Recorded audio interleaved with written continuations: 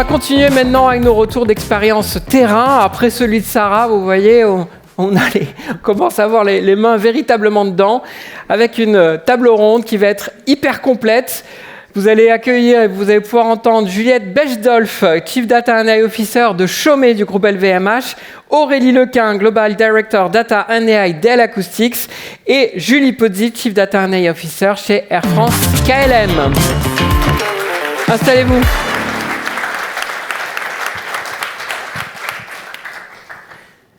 Alors vous le voyez, 3 secteurs très inspirants, vous allez voir dans les retours d'expérience, 3 pratiques différentes, 3 tailles d'entreprises différentes, des contraintes aussi différentes. Je vais faire les présentations rapidement pour qu'on vous situe bien toutes les 3.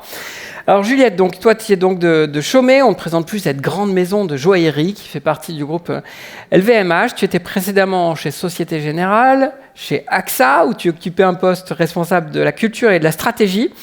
On n'est pas étonné de trouver beaucoup de data dans la banque et de l'assurance. Peut-être un petit peu plus étonné de voir ça dans le luxe. Donc tu vas nous raconter comment tu as abordé la transformation data et IA dans ce secteur un petit peu particulier. Alors toi Aurélie, tu es donc chez Dell Acoustics, une entreprise spécialisée dans la conception et la fabrication de systèmes de sonorisation, il y a beaucoup de ions, professionnels pour les concerts, les festivals et les grandes salles de spectacle. Vous sonorisez les concerts de Madonna, m'a-t-on dit par exemple. Ça me donne envie de chanter, mais je m'abstiens. Tu as toujours travaillé toi aussi dans la data et l'IA et dans le domaine de l'industrie, puisque tu étais avant chez Essilor Luxoptica. Et donc, le fil rouge qui définit ton expertise, c'est la data, l'IA pour l'industrie. Et tu vas nous raconter comment une entreprise qui est profondément scientifique au départ, finalement, a pu mettre la data et l'IA au cœur du réacteur pour la stratégie globale, mais aussi pour l'excellence acoustique de vos produits directement. Julie, de ton côté, toi aussi, dans la data depuis toujours, et chez Air France KLM, puisque tu as fait toute ta carrière à la recherche opérationnelle, qui dans l'aérien, c'est vraiment une fonction centrale, finalement, de l'optimisation de l'ensemble des opérations par la data. Tu me diras si j'ai juste, mais je crois que c'est à peu près ça. Tu fais partie des entreprises pionnières, finalement, avec Air France KLM, où vous faites de la data, de l'IA depuis une bonne vingtaine d'années. Donc, il y a forcément une longueur d'avance par rapport à d'autres secteurs sur la gestion et la valo des données. Par exemple, vous êtes à votre 3e génération de plateforme data avec des cas d'usage avancés, donc ton retour d'expérience va certainement être passionnant. Alors, on va rentrer dans le vif du sujet. Les retours d'expérience, on les a conçus sur 2 séquences. La première, ça va être autour des usages et de la valeur métier. On va rentrer dans le concret directement. Et puis, dans une 2e séquence, on verra quels sont les fondamentaux qui ont été mis en œuvre dans chacune de vos entreprises ou que vous êtes en train de mettre en œuvre pour permettre cette exploitation de valeur à l'échelle. Alors, Aurélie, je le disais en intro, ton monde à toi, c'est celui de l'industrie et de la production. Donc, quels sont les cas d'usage, finalement, que tu as déployés en premier lieu? Oui. Alors, tout d'abord, Dell Acoustics, on est leader mondial, effectivement, de l'audio professionnel. Donc, on équipe les plus belles salles au monde. Même mon salon. Non, pas mon salon. Il faudra qu'on se rappelle là-dessus. Mais bon, bref. Par exemple, la Philharmonie de Paris. Si vous étiez à Adoptaï au Grand Palais, c'était nous. Effectivement, on accompagne les plus grands artistes comme Madonna, Soprano, Orelsan. Voilà. L'ADN de Dell Acoustics, c'est effectivement l'excellence et la recherche. Et effectivement, donc, depuis maintenant 1 an que je suis chez Dell Acoustics, il était question de mettre donc, des cas d'usage d'intelligence artificielle. Quand je suis arrivée déjà, c'était une entreprise extrêmement orientée data-driven, avec des datas qui étaient exploitées quotidiennement par l'ensemble des salariés et mises à disposition pour des prises de décision via du dashboarding. D'accord. Donc il y avait des bonnes bases et l'objectif c'était d'aller un cran plus loin avec l'intelligence artificielle. Donc il y avait 3 piliers qu'on a décidé très rapidement. On va dire renforcer la fiabilisation et la qualité de nos produits. Donc, on a investi le monde de l'industrie, voilà, avec la collecte des données des capteurs terrain. sur Quand les tu dis machines. terrain, c'est dans les salles de concert, directement dans vos produits, Non, là, ou c'est dans les usines? Dans les usines. D'accord. Premier pilier. Le deuxième pilier, c'est l'intelligence artificielle dans le produit lui-même, avec l'introduction du machine learning dans le produit. Donc, on a sorti L-Acoustics DJ cette année, où on vient rendre tout contenu stéréo, donc un son immersif live. Et le troisième pilier, c'est la prise de décision, donc avec des sujets comme la prédiction des stocks. On en a parlé, GIO, SEO. Ouais. Ça, c'était des cas d'usage en cours. Voilà. D'accord. Tu as un exemple de cas d'usage peut-être sur le domaine industriel en particulier? Vous avez dû faire de la maintenance prédictive, j'imagine, c'est le grand classique, ou d'autres cas d'usage? Exactement. Quels résultats ils ont donné? Oui. La première chose qu'on a faite, c'est collecter, parce qu'on parlait de qualité de nos produits, on fait, et on a toujours fait, des tests acoustiques. Voilà. On a de la donnée. La question là ici, c'était de la stocker, de créer des pipelines et de pouvoir ainsi avoir une analyse globale. Parce qu'on visualisait la donnée en pied de machine, mais là, en fait, l'objectif, c'est donc nous, on est sous Fabric, on a collecté l'ensemble des données. Mais Fabric, c'est la suite data de Microsoft. Hein. Exactement, on était early adopter. Et donc, en fait, l'objectif, c'était de collecter l'ensemble de ces data et d'identifier des patterns et des causes racines pour la qualité de nos produits. Donc, pas traiter machine par machine, mais finalement gagner la vision d'ensemble pour arriver à correctement acter. Exactement. Ok, top. Bon, c'est passionnant, c'est vraiment passionnant tout ça. On y reviendra. Juliette, le fait d'une maison de joaillerie où ça évoque tout de suite l'artisanat, la main humaine, le savoir-faire centenaire, je pense. Je ne sais pas exactement quelle histoire de la maison multicentenaire, tu me dis.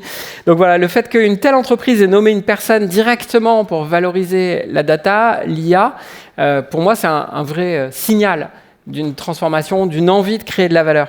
Alors, quelles sont les priorités d'usage de la data? Et toi, quelle situation tu as trouvé en arrivant en entreprise? Je crois que toutes les deux, vous êtes arrivées il y a à peu près 1 an, respectivement, dans vos entreprises chacune. Hein. Donc, quelle situation tu as trouvé et qu'est-ce que dit cette ambition, finalement? Oui, alors effectivement, peut-être je peux commencer par ça. Ce que j'ai trouvé en arrivant, en plus ayant fait, tu l'as dit en introduction avant ça, 10 ans et en banque et en assurance, groupes internationaux, je suis arrivée dans une petite maison par rapport à ces tailles d'entreprise-là. Moi, la première chose qui m'a marquée, mais qui est spécifique au contexte, on est sur du retail, on est sur du luxe. Donc, ce qui était le plus développé déjà, et ça paraît évident, c'est tout ce qui est le pilotage de la performance. Donc, très dashboarding aussi, très data pour nos forces commerciales, pour nos clients, pour nos opérations. Donc ça, j'ai trouvé ça assez fort. Et la chance qu'on avait, c'est que, étant une plus petite maison où ça reste plus gérable, en fait, on avait une plateforme centrale qui servait les différents usages. Dans les grandes entreprises, on sait comment ça fonctionne, c'est plutôt assez siloté, par branche, par BU, etc. Donc, avoir pour le coup vraiment une vision 360. Par contre, c'est des secteurs qui ont été un peu... plus en retard, ou en tout cas pas dans la même rapidité de développement technologique et d'usage de la data et de l'IA que d'autres secteurs d'activité, dont la banque et l'assurance. D'ailleurs, à la base, surtout aussi pour des enjeux réglementaires dans ces secteurs-là. Donc, on a un petit peu un décalage. L'IA était déjà un petit peu présent, mais beaucoup moins qu'on peut l'avoir, je pense, comme ce que tu as pu voir toi chez L-Acoustics. Et donc, on essaye aussi de le développer plus largement. Et il y a quand même aussi une vérité, c'est que à défaut d'être les premiers, quand on se dit qu'on est un petit peu en retard, on est capable, une fois qu'on s'y met, à aller beaucoup plus vite et pas faire les mêmes erreurs que ceux qui sont partis les premiers. Oui, là, tu tires parti des bonnes leçons, exactement, des bonnes recettes que tu as dû voir précédemment aussi. Tout à fait. Quels sont les cas d'usage concrets, finalement? Est-ce que tu en as quelques-uns en tête que vous avez ou allez développer? Oui, donc on renforce complètement toujours notre pilotage de la performance. On repart sur des fondamentaux et c'est hyper essentiel. Alors on avait une plateforme centrale, mais qui est un legacy aujourd'hui. Donc on migre tous sur une moderne data stack pour avoir des capacités beaucoup plus performantes en termes de volumétrie, de stockage, d'enrichissement, et puis des solutions natives, sur toute la partie gouvernance, le linéage, l'explicabilité, etc. Ouais. Et donc là-dessus, on refond complètement notre écosystème analytique pour aller plus loin.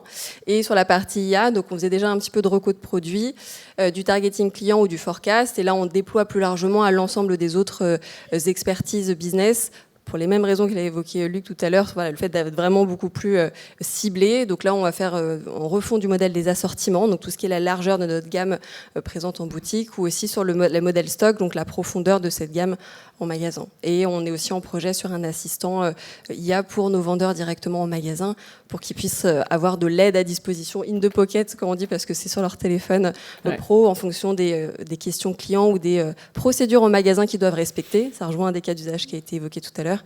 Ils peuvent poser directement la question. Comme quoi, même dans des domaines très artisanaux, il y a beaucoup à faire avec la data et l'IA. Bon, Julie, la data et l'IA, toi, ça te connaît. Chez Air France KLM, je le dis, vous avez fait partie des entreprises pionnières, avec d'autres dans la banque, dans l'assurance, dans la distribution globalement, mais vous avez investi très tôt. 3e génération de data platform, donc je crois chez vous. Avec tout ça, quels sont, avec le recul que tu as du coup sur ces usages, quels sont les meilleurs cas d'usage? Quels sont ceux qui vous ont permis de gagner le plus de valeur finalement avec la data et l'IA? Alors effectivement, chez Air France KLM, en fait, on a fait de l'IA avant d'avoir du big data. On a une équipe d'IA qui existe depuis 1958. Et pourquoi? J'ai dit 20 ans? J'ai dit n'importe quoi. 20 58, ans, c'est nos data warehouse. 1958. Ouais, premier data warehouse en 2001. Ah oui, d'accord. Ouais, on avait des équipes donc, de recherche opérationnelle depuis 58. Wow. Et pourquoi? Parce que les compagnies aériennes sont dans un milieu tellement compétitif. Je ne sais pas si vous pouvez faire l'exercice très rapidement. Vous regardez le chiffre d'affaires d'Air France, vous divisez par le nombre de vols et vous vous rendrez compte qu'on a une marge en fait de quelques milliers d'euros, 2 000, 3 000 euros par vol. Donc si vous comparez cette marge avec l'ensemble des coûts investis et des recettes évidemment associées, vous vous rendez compte que si on n'optimise pas tous nos coûts et si on n'essaye pas d'optimiser nos recettes aussi, eh ben on fait faillite. Donc voilà, c'est pour ça qu'on fait de l'IA dans les compagnies aériennes depuis très longtemps et c'est un terrain de jeu absolument extraordinaire. Alors les cas d'usage, ils sont très variés. On fait tout ce qui est déjà l'optimisation de nos ressources, planification des plannings de nos hôtesses, de nos stewards. C'est tout bête, hein, mais étant donné que la masse salariale de nos pilotes et de nos hôtesses et nos stewards fait la plus grosse part en fait de nos coûts, et ben faire gagner 0,05% sur l'optimisation de cette masse salariale, c'est hyper important. Donc le planning de nos pilotes, en fait, c'est un cas d'usage d'IA clé et qui a aussi planning du matériel aussi, je crois. Alors planning des avions, planning de la maintenance des avions, optimisation du programme de vol, savoir, on est sur un modèle de hub, ça c'est aussi intéressant de s'en rendre compte, c'est-à-dire qu'on va amener tous nos passagers avec du moyen courrier à l'aéroport Charles de Gaulle et puis on va faire repartir nos passagers partout dans le monde avec des avions long courrier. Donc pour vous offrir la meilleure offre et la meilleure connectivité, on aurait envie de faire venir tous nos avions à la même heure et puis de les refaire partir 45 minutes après.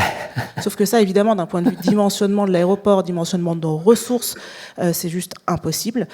Donc il y a beaucoup d'IA derrière l'optimisation et la planification de notre plan de vol et de l'offre qui est sur notre site. Là, c'est sur des IA dites traditionnelles, finalement, de machine learning, de deep learning. Est-ce que vous avez trouvé de la valeur aussi dans des cas d'usage d'IA générative passés à l'échelle?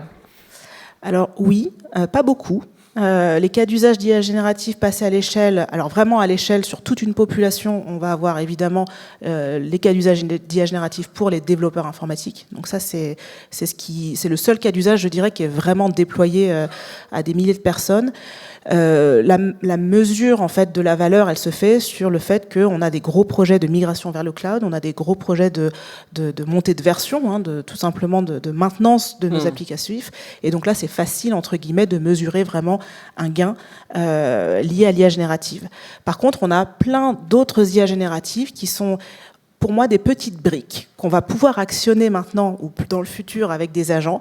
Ça va être beaucoup de recherche documentaire. On a vu un cas d'usage de knowledge management. Donc là, on en fait partout dans l'entreprise pour les mécanos, pour les pilotes, pour les agents qui sont dans les call centers, etc.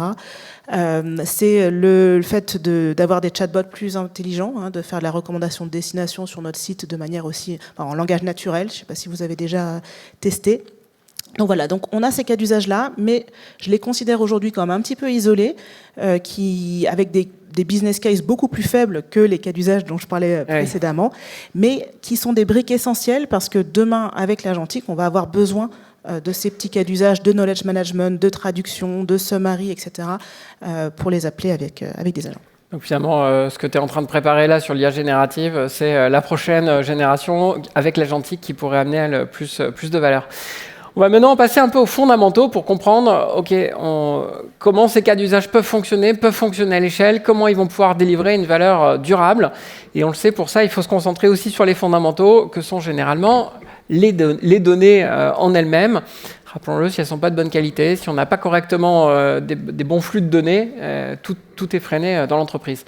Dans l'industrie, moi je vois beaucoup de clients dans l'industrie qui peinent à récupérer les données des capteurs des machines du fait d'un vendor locking, je veux le dire à l'anglaise, mais c'est les fabricants de machines qui gardent finalement la propriété des données.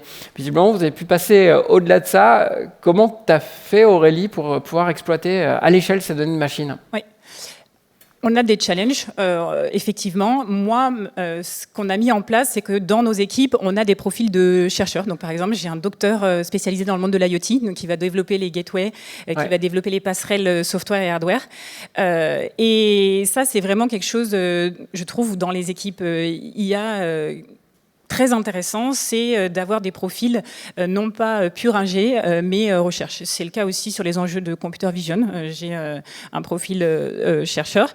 Et finalement, c'est très en adéquation avec aussi l'ADN de l'acoustique. Et pour répondre à Juliette, en fait, effectivement, peut-être une des différences, c'est que l'acoustique, c'est une entreprise où il y a déjà, de par la nature de la société, énormément d'ingénieurs et de chercheurs, puisqu'on développe des loudspeakers, donc des enceintes, mais aussi du software depuis longtemps, puisqu'on développe et on est leader et même pionnier dans la modélisation sonore, avec des logiciels qu'on développe pour modéliser en chaque point de l'espace quel est le son et s'assurer que la configuration qu'on propose permet d'avoir le meilleur son en tout point de l'espace.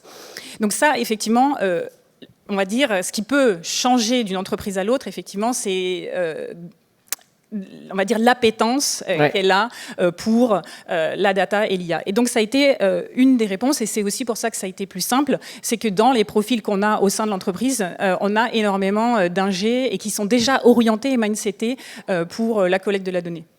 Les autres challenges qu'on retrouve souvent sont ceux de la gouvernance des données et d'arriver à embarquer l'entreprise. Alors tu le disais, il y a une culture particulière d'ingénieur dans une entreprise industrielle, pour le faire court, et d'arriver à embarquer donc toute l'entreprise dans les opérations liées à la gouvernance de données.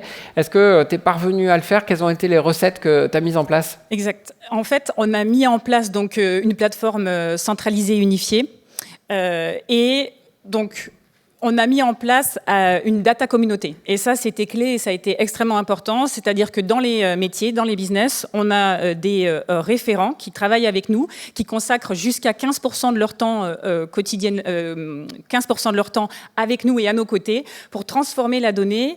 Ils vont créer avec nous des métriques uniques. Donc, pour ceux qui connaissent, on a mis en place une architecture médaillon et des modèles sémantiques qui permettent d'avoir des données qui sont utilisables par les métiers, mais avec une seule façon de la consommer. Parce que sinon, on se retrouve avec du dashboarding, je sais pas, vous avez peut-être déjà eu le problème, mais différentes façons d'exprimer la donnée. Et ça, c'était clé. Et pour y arriver, en fait, je me suis appuyée sur la division learning de L-Acoustics, parce qu'on a des produits de technologie. Tu es adossé au RH ? Tu as fait des meilleurs potes avec les RH aussi. Mais non, mais c'est toute une entreprise qui est data-driven. Donc, effectivement, il faut les RH, c'est vrai. Il faut les RH, c'est clé parce que c'est 15% du temps de nos collaborateurs. Mais je dirais la montée en compétences de nos collaborateurs, c'est une vraie question et une question importante pour l'acoustique. Ça, c'est le premier point. C'est effectivement la montée en compétences des collaborateurs. Il faut que ça soit clé pour les RH. Le deuxième point, c'est la division learning parce qu'effectivement, on a des produits qui sont des technologies de pointe. Et on a une division, c'est assez rare, où on a plus de 100 collaborateurs qui sont dédiés à la création de learning et on certifie plus de 10 000 personnes par an parce que c'est voilà pour. Et donc c'est cette division qui nous a aidés, mais avec un usage interne, pour créer des parcours et des certifications pour nos référents dans les business, pour monter en compétences sur les enjeux data engineering, sur les enjeux de dashboarding comme Power BI et les enjeux de gouvernance pour être un référent au sein de leur division. Voilà. Donc et tu arrives à avoir des référents du coup nommés dans toutes les divisions de l'entreprise ? Oui. Et ils ont un temps dédié, ces référents. Comment vous avez fait ? Parce que c'est souvent un problème d'arriver à ce que les data owners, les data stewards, peu importe le terme, data custodian que vous avez mis partout dans l'entreprise, soient vraiment mobilisés sur ces opérations-là. Tu as trouvé, tu as réussi à craquer le sujet ? Oui, ce qui est clé, c'est que le sujet il est porté au niveau COMEX et que l'ensemble du COMEX en est convaincu. Donc c'est vraiment la clé. Top. Juliette, qu'est-ce qui a convaincu, finalement, une grande entreprise de luxe, d'investir dans la data. Et quelle spécificité, toi, tu y as retrouvé, en plus avec ton regard qui venait plutôt du monde de la finance en arrivant dans une entreprise de luxe? Est-ce que tu as affaire avec des éléments culturels, finalement, qu'il faut parvenir à faire bouger aussi? Je pense que la chance pour une maison comme la maison Chaumet par sa taille, c'est d'être attaché à un grand groupe, dont le groupe LVMH, et ça drive aussi tout cet écosystème, ça permet aussi de convaincre, parce que des maisons un peu plus grandes vont avoir, elles, fait le pas, pour les mêmes raisons que les grandes entreprises par ailleurs, c'est qu'à un moment donné, il y a une question de volumétrie, il y a une question de taille, de transactions à gérer, et donc c'est de toute façon plus gérable humainement. Donc je pense que la première chose qui nous a aidés, nous, en fait, c'est à défaut de s'auto-convaincre en interne, c'est le marché qui donne raison, et donc à minima le groupe qui pousse, et sinon la réalité que le luxe connaît, ou le retail de manière générale depuis quelques années, la difficulté un petit peu économique actuelle. Et donc ça redonne des leviers où ça permet de se dire, en fait, à un moment donné, là, il faut qu'on aille trouver des solutions, qu'on aille rechercher soit dans le passé, soit dans des projections futures. Comment est-ce qu'on peut renouer avec de la croissance telle qu'on a pu le connaître par le passé, et qu'est-ce qui fait qu'en fait, on n'est plus dans le même contexte qu'avant. Donc pour moi, c'est aussi ça. Et tu as réussi à mobiliser votre CODIR ou votre COMEX chez Chaumet sur le sujet? C'est hyper dur à dire chez Chaumet. Dis donc, je réalise là. Tu as réussi à les mobiliser directement sur les sujets de la data? Tout à fait. Et en fait, comment on le fait, mais ça vaut pour toutes les entreprises, on leur parle de ce qui les intéresse le plus ou ce qui les drive au sein même de leur être. Et là, en l'occurrence, c'est cette recherche de croissance. Donc comment, je te parle pas de data IA, j'essaie de te parler d'axes qu'on peut aller travailler pour aller renouer avec cette croissance. C'est le meilleur moyen de convaincre son CODIR. Donc là, on a une écoute attentive. Et après, derrière nous, on vient appliquer notre expertise sur les différentes briques. Et quelque part, c'est notre tambouille interne, c'est pas ça le plus important. Et si ça te va, je voudrais revenir sur un point parce que tu as évoqué aussi, Aurélie. Je pense que parmi les fondamentaux, parce que c'était une des questions aussi, pour nous, en tout cas, dans ce type d'entreprise-là, où le premier combat que j'ai mené, c'est de faire expliquer ce que c'est que l'expertise data IA, et qu'en fait, il ne s'agit pas de se dire data-driven et espérer que tous les collaborateurs qui sont là vont d'un coup devenir des super data analystes ou des data scientists. Et donc, il faut le faire petit à petit, il faut le faire par étapes. Mais pour nous, la première grand combat, ou en tout cas sujet qu'on a mené, c'était d'aller amener ces expertises. Et j'amène, moi, par mon expertise, je suis plutôt quelqu'un qui vient à toute l'origine du commerce, mais j'ai toujours travaillé avec des experts, donc je sais parler au business. Par contre, je suis allée chercher dans mes profils équipe data, et j'ai à peu près refondu toute l'équipe en un an. Je suis allée chercher des scientifiques, je suis allée chercher des ingénieurs, je suis allée chercher des commerces qui se sont expertisés, et je veux déjà qu'au sein de l'équipe, on ait différents profils parce qu'on pense différemment. Sinon, toi aussi, tu as fait pote avec les RH. C'est peut-être ça la leçon à retenir de vous deux. J'allais rebondir aussi. Pour moi, les RH, c'est le premier partenaire qu'on doit avoir, mais de toute façon, peu importe son équipe, c'est hyper important. Je vais rebondir aussi là-dessus. 99% de la masse salariale, c'est des personnes qui ne sont pas des experts data IA. Donc c'est les 99% qui font la réalité de l'entreprise. Tout expert qu'on est, et j'adore le fait qu'on puisse être un peu plus, c'est pas avec ce 1% ou peu importe le ratio, ça peut être 5, ça peut être 0,5. C'est pas nous qui allons faire le miracle de toute l'entreprise, c'est la force qui est déjà en place. Exactement. Donc il faut former tout le monde, évidemment, il faut acculturer à ce que c'est, il faut leur donner les moyens simples, et parfois, oui, heureusement qu'un peu d'outils low-code, no-code, ça répond à tout le monde, heureusement. Donc je trouve qu'on est sorti aussi. J'aime bien voir le métier de Chief Data Analyst Officer comme un métier de transformation en fait de l'entreprise, et je pense que finalement le fondamental du métier il est en réalité là.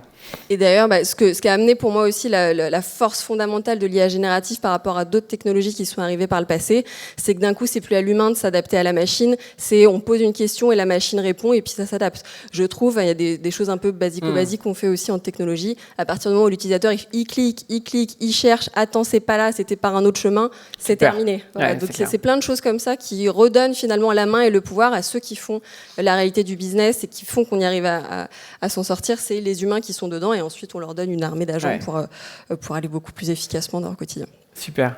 Alors Julie, justement, tu nous parlais de l'agentique comme étant maintenant le sujet que vous êtes en train de travailler. Comment vous l'abordez ?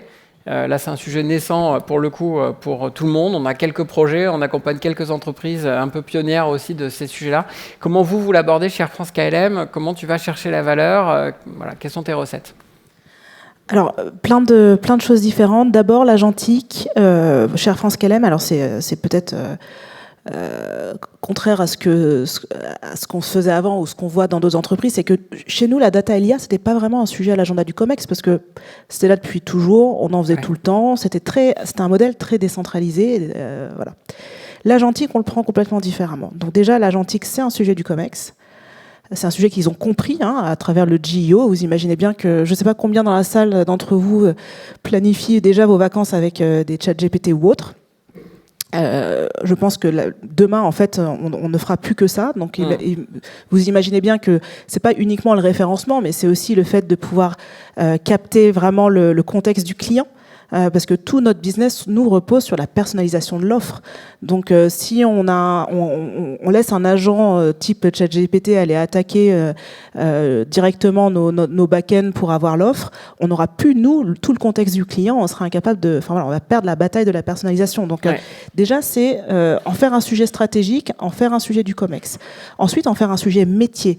C'est-à-dire que contrairement à précédemment où finalement data et l'IA allaient adresser des sujets assez silotés dans les organisations, des besoins des équipes qui étaient assez différenciés, l'agentique va révolutionner des processus. Donc, on ne veut pas s'éparpiller parce qu'en plus, le sujet est très nouveau. Donc, déjà, on fait travailler sur le COMEX sur c'est quoi les 4-5 processus critiques de l'entreprise qu'on a envie d'aller révolutionner avec de l'agentique. Et puis, on leur dit, ça va être un sujet de transformation métier avant tout, parce que vous imaginez bien que certains de ces processus, il va falloir commencer par les écrire, parce que l'agentique, ça va pas être magique. Et à les repenser aussi, parce que si c'est pour les reproduire tel quel, en automatisant chaque activité, on perd. Et voilà, les penser pour qu'ils soient agentic ready. Et puis surtout les mettre sur papier, parce que je pense qu'il y a plein de processus où dans des équipes, je pense que si on demande à chacune des personnes de l'équipe, on va avoir autant de processus différents que de personnes. Ouais, c'est ça. Donc déjà, ce sujet qui est un sujet vraiment très COMEX, métier, transformation métier. Ensuite, il faut se relaxer un peu sur la partie IT, parce que les plateformes, elles sont pas encore complètement, c'est pas encore complètement sec, c'est pas company ready, tout ce qu'on voit en termes d'agentique. Donc, on fait des POC, on a des premiers agents en prod, mais voilà, il faut surtout ne pas faire de choix technologiques qui soient contraignants pour le futur. Et puis, on parlait de faire copain avec les RH. Alors, faire copain avec les RH, c'est quelque chose, effectivement, qu'on fait beaucoup quand on implémente de l'IA depuis toujours. Depuis l'IA générative, moi, j'ai dû faire copain avec mon legal. J'ai découvert les achats et les legal. Parce que, non, mais c'est vrai. On se fait plein de nouveaux amis en faisant de l'IA, finalement. Et avec l'agentique, là, je suis plutôt en train de travailler au corps mon CISO. Parce que avec l'agentique arrive toute cette problématique de gestion sur la partie des risques. sécuritaire. Gestion des risques au sens large, dont la cyber, mais pas que. Comment est-ce qu'on s'assure qu'un agent ne parte pas dans tous les sens, etc. Donc voilà, donc faut se détendre un peu sur la partie IT, et puis il faut adresser des chantiers qui sont un peu nouveaux pour nous. Le chantier des RH chez Air France. Alors je vais parler que pour la division de l'informatique, mais ça vous donne une idée. On a dans 10 ans 40% des personnes qui vont partir à la retraite. Qu'est-ce qu'on fait ? Est-ce qu'une partie de ces jobs-là vont être remplacés par des agents ? Qu'est-ce que ça implique sur tout notre plan de formation, sur notre plan de recrutement, quel type de profil on recrute dès maintenant, etc. Donc il y a un sujet vraiment stratégique RH à 10 ans, donc on a le temps de voir venir, mais c'est maintenant quand même qu'il faut qu'on s'empare du sujet. Ça va assez vite, sur le rythme RH, ça va. Donc ça, c'est un sujet super intéressant. Et le deuxième, qui était un peu oublié chez nous, c'est qu'on a des data warehouses depuis 2001, donc vous imaginez la complexité de migrer tout ça vers le cloud, mais tout ça, c'est de la donnée structurée. Or, les agents, ils vont travailler avec beaucoup de données non structurées, avec de la documentation. Alors, oui, historiquement, on a des systèmes de GED qui sont super bien, la documentation est de bonne qualité, etc. On va se dire, en théorie, tout va bien. Sauf que depuis qu'on a des outils bureautiques avec des suites type suite Office, la gestion de la qualité de la donnée dans ces outils-là, chez Air France-KLM, on est, je pense, en retard. Ouais. Et ça pose même la question de qui doit s'en occuper. Moi, mes data officers, il y a 3 ans, je leur ai dit, vous allez rire, vous allez être data and AI officer, donc ils ont commencé à transpirer. Et là, je leur dis, et vous allez rire, c'est pas que la donnée structurée, c'est aussi la donnée non structurée, parce que les agents, ils vont se baser quand même beaucoup sur de la donnée non structurée. Moi, je pense qu'on va avoir une revanche des archivistes, qu'on a mis un petit peu à la cave, là, et finalement, il va falloir les ressortir, parce que c'est peut-être bien eux qui maîtrisent le mieux les données documentaires et les données non structurées. Complètement. Et puis, ça veut dire qu'on a des équipes documentaires qui, aujourd'hui, rédigent des articles de Knowledge. Leur job va complètement changer. Oui. Ils vont utiliser de l'IA pour rédiger les articles. Et puis, surtout, leur job, ça va être de faire en sorte que ce qui est écrit est digérable par des IA qui vont interroger ces documentations. Donc il y a voilà, plein de sujets intéressants. On va encore vivre de très très beaux défis. Le temps file, on aurait pu passer encore 1 heure de plus à discuter ensemble, je crois, tous les 4. Merci beaucoup, vous pouvez applaudir Julie, Juliette, Aurélie pour leur témoignage.